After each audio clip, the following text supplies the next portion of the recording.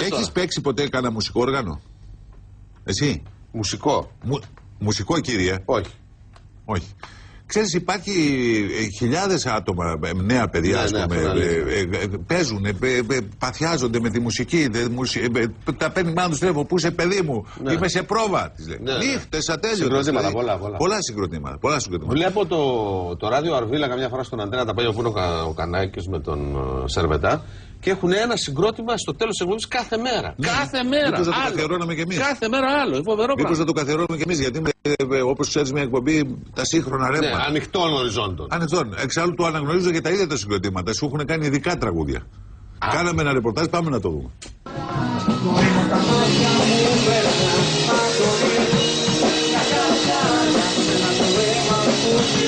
Η κοινωνία Οραμέγκα για πρόβα με τους Δημήτρη. Γεια σας. Βασίλη. Βαλάντη. Χρήστο. Νεκτάριο. Και Αλέξανδρο. Καλή σας μέρα. Πάμε λοιπόν πρόβα με τους 7.000 βατ.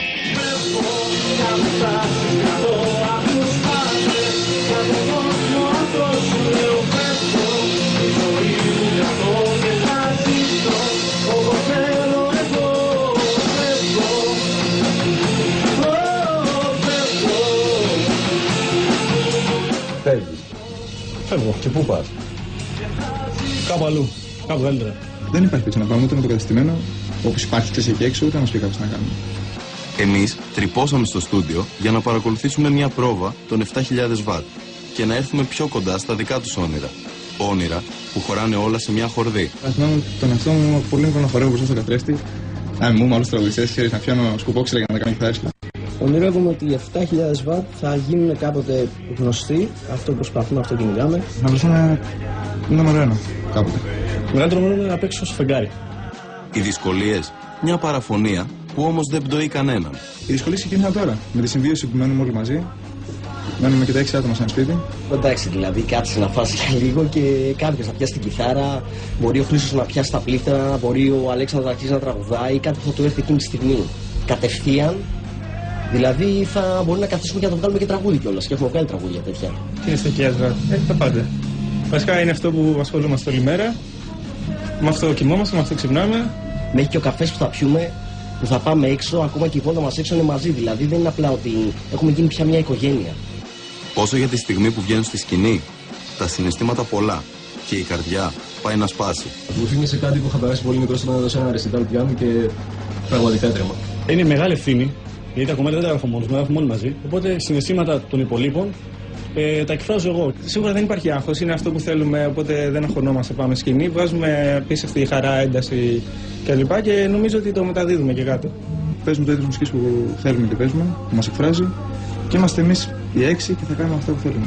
Τι σημαίνει τελικά μουσική για τα παιδιά που κυκλοφορούν στο δρόμο, φορτωμένα με ένα κάρο μουσικά όργανα? Τα τραγούδια συνήθως είναι συναισθήματα που έχουμε και πρέπει να εκφράσουμε, είναι πράγματα που βλέπουμε γύρω μας, πράγματα που θέλουμε να πούμε σε άλλους. Η μουσική σε εκφράζει στα πάντα. Προσφέρει διασκέδαση,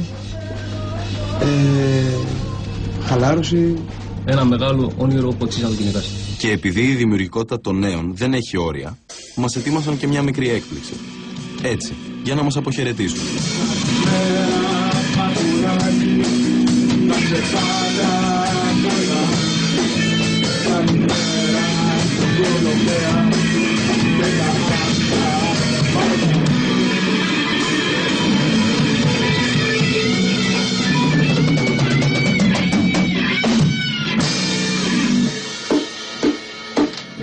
Το πρωί ανοίγω την πύλη, βλέπω μια φάτσα μου φαίνεται γνωστή. Κακούρα γαλάνη, οικονομέα τρελό παιδί, 7.000 βατ, θα σπάμε όλοι μαζί, 6 το πρωί. Μπράβο ρε παιδιά, μπράβο. Έχεις σουξέ όπως βλέπω στους νέους. Άλλο σκέφτομαι εγώ. Για σένα. Τι? Άσπρα μαλλιά στην κεφαλή. Ναι. Έτσι δεν είπα. Τι λέει παρακάτω?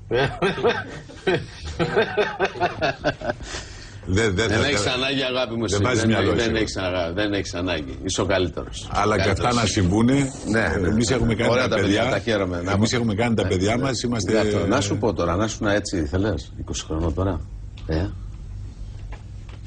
Πολύ ενδιαφέρον, Λοιπόν, να μου λες και ας τραγουδάγαμε. Μα τι θα κάναμε, παρουσιαστές θα ήμασταν. Ναι. Έτσι θα ήμασταν. Χήμα. Άκουσες τη φοβερή ατάκα που είπε. Του λέει τι θες να κάνεις και λέει θέλω να τραγουδήσω το φεγγάρι. Ναι. Φοβερή φράση. Μπράβο τους, μπράβο στα παιδιά.